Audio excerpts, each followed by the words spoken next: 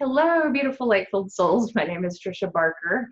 I'm really excited about this green screen behind me. This is Lake Tahoe. I don't know if you can tell, but today I want to quickly talk about a deep subject, but this subject is the dehumanization that is going on in society. And what I learned during the near-death experience was that we are one. I did not learn judgment. I did not learn name calling on the other side.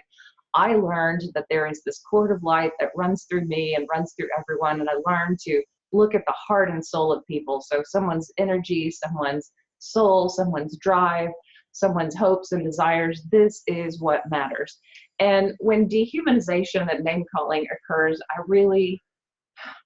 I see that society is beginning to lose touch with hope, really, because it is hope and it is joy that changes life, and it's love and respect. So I reached out with love and respect to every single student who walked in my classroom, and I had a variety of students. I taught in small country schools, which are predominantly white. I taught in largely Hispanic school districts. I taught in inner city schools. I taught in boarding schools on the East Coast with privileged kids. I taught in community colleges that were largely international or had a large international population, and community colleges that were diverse, and colleges that catered to night school students, working professionals who wanted to move up in this world. So I've seen a wide variety of students coming through my classrooms. And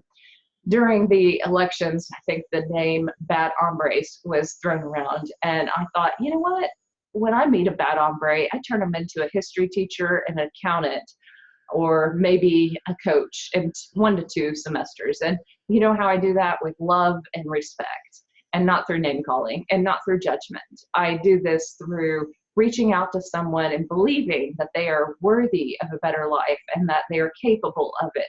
And when you do this, magic happens. And when lots of people around you do this as well, tons of magic occurs. So I was lucky enough to work in a community college where a lot of us were new hires and we're opening a new campus. And so many of us were pouring love and energy into students at all levels. So they were getting, this love and respect in government class and sociology class and English class and creative writing and all these different courses, and lives changed. And love is always the magic ingredient that makes lives change, whether the student is from a poor country home with racist parents, or whether this is a student, who is in danger of continuing on a criminal path. That it doesn't matter what the student is going through in life, that if they are showered with love and respect, they change. I've seen it happen time and time and time again.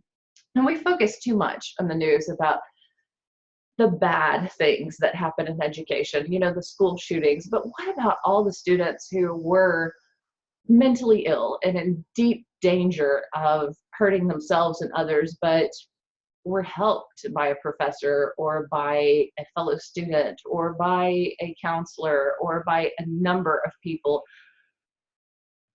in this institution? I don't think that education is given the proper respect that it should be given. I've always loved the idea that you could grow up poor and you could get a good, decent public education, and maybe with student loans, you could get a great college education. Unfortunately, that is harder and harder and harder to achieve, and more people are saddled with great debt, and they didn't get a good education in high school. And when I realize this, I think, why isn't this more of a priority?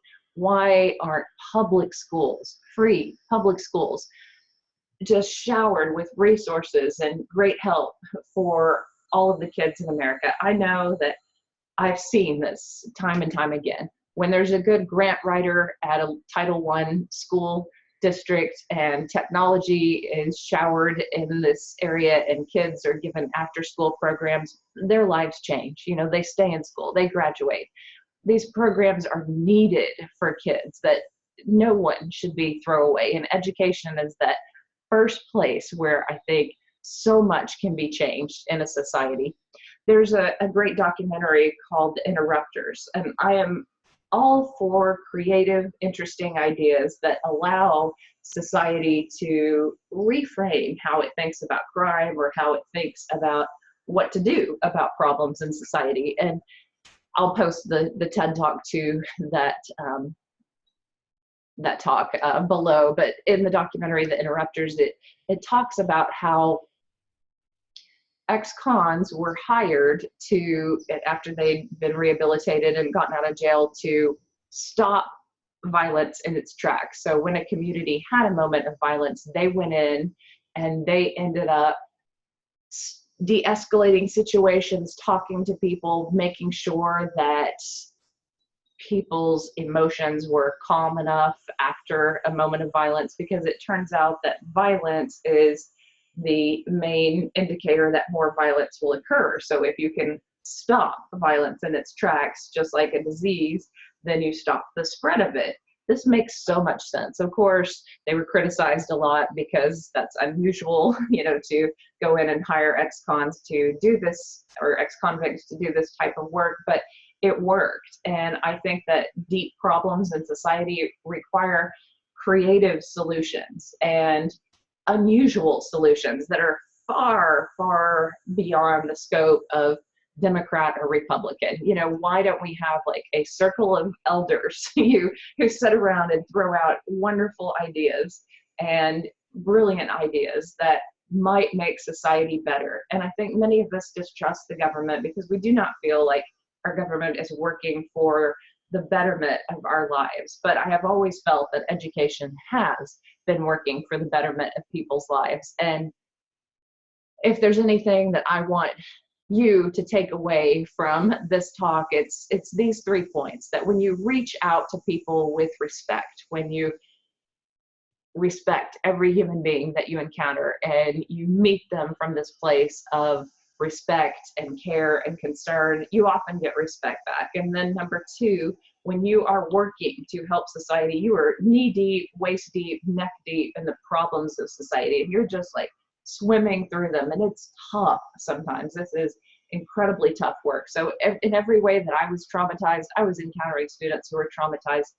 tenfold, 100-fold times worse than anything I endured. But you know what? I was there. And I was there to do what I could to make their lives better. And that's how perhaps we should all dig in to make this country better. And, there are churches who do a lot for society. There are people who do a lot for society, but talking is not enough. And I'm going to criticize, groups of people who do just give lip service to all the things that they want to do, but they just don't get out and volunteer, and they don't just get out and get involved. And I will be forever grateful to those years in public schools and community colleges, because it gave me that moment where I knew that I was swimming, for my own life and for the lives of others. And it was not easy. I mean, it was so incredibly tough. And anyone who's worked in a public school system and has really dug in and tried to make a difference in the lives of students knows this, that it's rewarding work, but it's incredibly tough work. So the third thing is really creative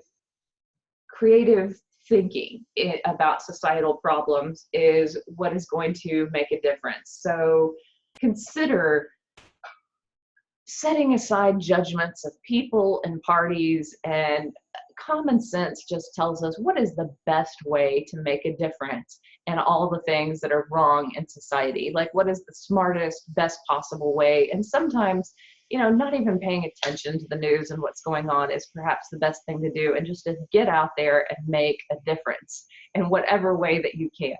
And that's my message today. But I just have to say, and I have to say it clearly, that dehumanizing other people, name-calling people, reducing them to labels is not what I learned on the other side. That is not a spiritual lesson. That is a fear-based, manipulative, angry way of being. And it really is a way of pitting people against each other, and it's ridiculous.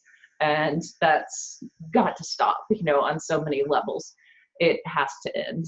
Now there are people who are working, I think, to wake us up through comedy and through, just showing how ridiculous everything is, in the way that we're relating to one another. And I appreciate that. I really do.